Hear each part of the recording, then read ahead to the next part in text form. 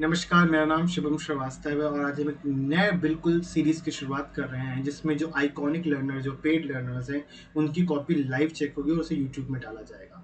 ठीक है, चलिए। और ये जो क्वेश्चन है इसको मैं एंड में लिख के दिखाऊंगा। ठीक है, चलिए शुरुआत करते हैं। सबसे पहले क्वेश्चन पकड़ समझते हैं क्या क्वेश्चन है और उसके बाद हम लोग शुरुआत करेंगे।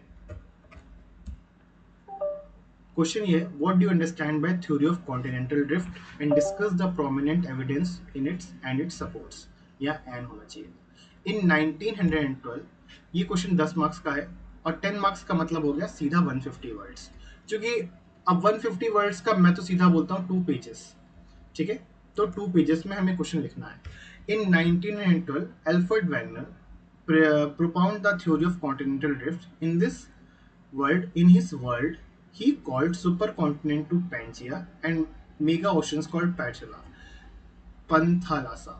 फर्स्ट ऑफ ऑल सबसे पहले मैं बोलना चाहूंगा आपसे कि यहाँ पे एक इशू ये है कि राइटिंग, अगर लर्नर मेरा देख रहे हैं वीडियो तो सबसे पहले उनका इशू है राइटिंग। इन्होंने राइटिंग अच्छे से नहीं करी है। ठीक है, दूसरी चीज, कई जगहों पे उन्होंने स्पेल मिस्टेक किया है। ये चीज एक्सेप्टेबल नहीं होती है, थोड़ा बहुत तो चलता है। ठीक है, चलिए आगे बढ़ते हैं। This was about 250 million ago, 250 million years ago, but later on 200 million years ago in this supercontinent into two called Laurasia and Gondwana। पहली बात तो ये है कि जो अगर आप देख पा रहे होंगे कि जो इंट्रोडक्शन है वो बहुत बड़ा है। ये इंट्रोडक्शन सिर्फ 2 या 3 लाइंस का होना चाहिए। जब मैं इसको आंसर को एंड में लिखूंगा तब आप वहां पे देखिएगा।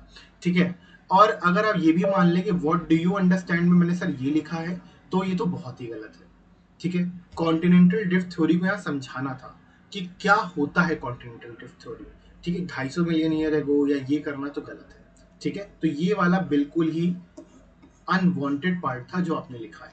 ठीक है, अब आते हैं आप एविडेंस पे। What do you understand by, और दूसरा क्वेश्चन है discuss the prominent evidence in its support. अब एविडेंस की बारी अगर आपकी आती है तो सबसे पहले आपने लिखा है जिगसॉ फिट। हाँ, ये एक थ्योरी होती है। The Africa and South America continent are fit into its size. क्या सच में जिगसॉ थ्योरी सिर्फ इतना ही था? क्या सिर्फ एक फिगर बना देने से इतना ही हो जा सकता है? ये साउथ अफ्रीका ये साउथ एस ऐसे मतलब क्या? ठीक है, पहली बात तो ये अफ्रीका है, एस मतलब हो जाता है साउथ अफ्रीका, तो पूरा कॉन्टिनेंट का नाम अफ्रीका है।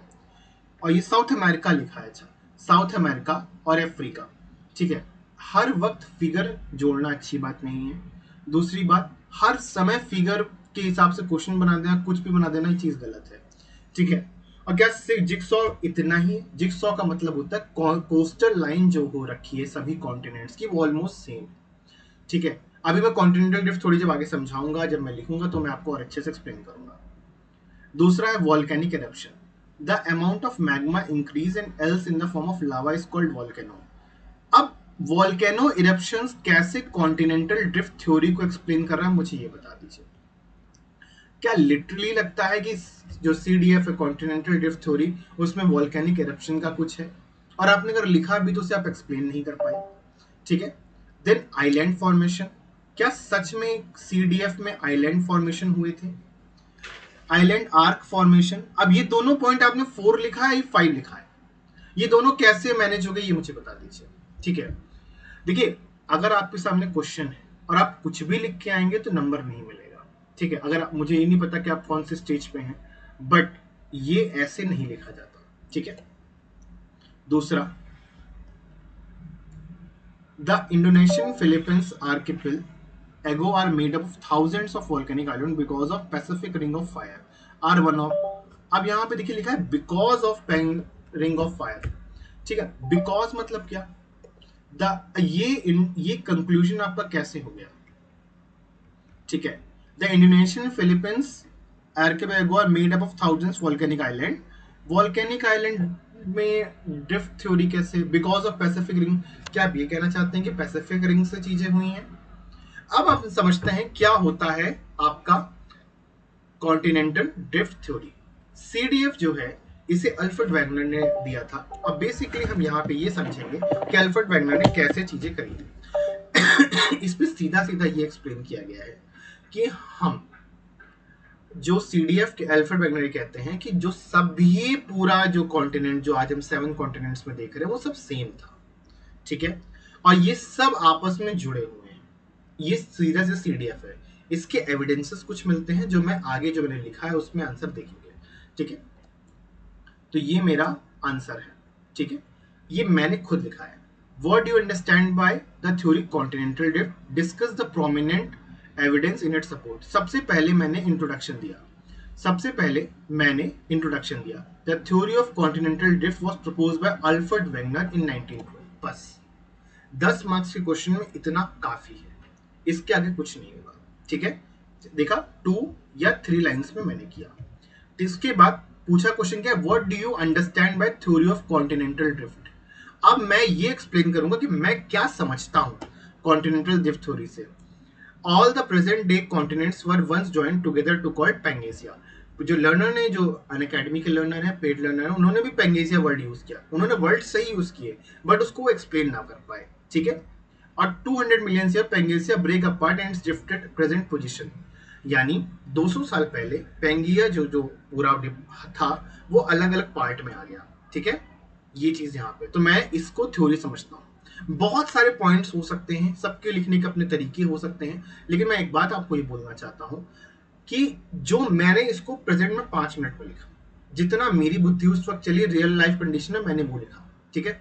उसके बाद क्वेश्चन पूछा गया evidence, jigsaw fit of continents, remarkable fit between the. अब पहला उन्होंने पूछा एविडेंस, क्वेश्चन में पूछा गया था एविडेंस, मैंने पहला एविडेंस दिया जिक्सॉ, और जिक्सॉ को सिर्फ 2 लाइन में एक्सप्लेन किया। क्यों? क्योंकि मेरे पास 150 वर्ड्स की लिमिट है, यानी 2 पेजेस में ही मुझे खत्म करना है। बहुत सारे एविडेंस हो सकते हैं बट मैंने 3 एविडेंस दिए हैं, आप कितने ही दे सकते हो। दूसरा एविडेंस क्या था? Geological evidence. पहला जिक्सॉ बहुत फेमस, आपने अच्छा लिखा।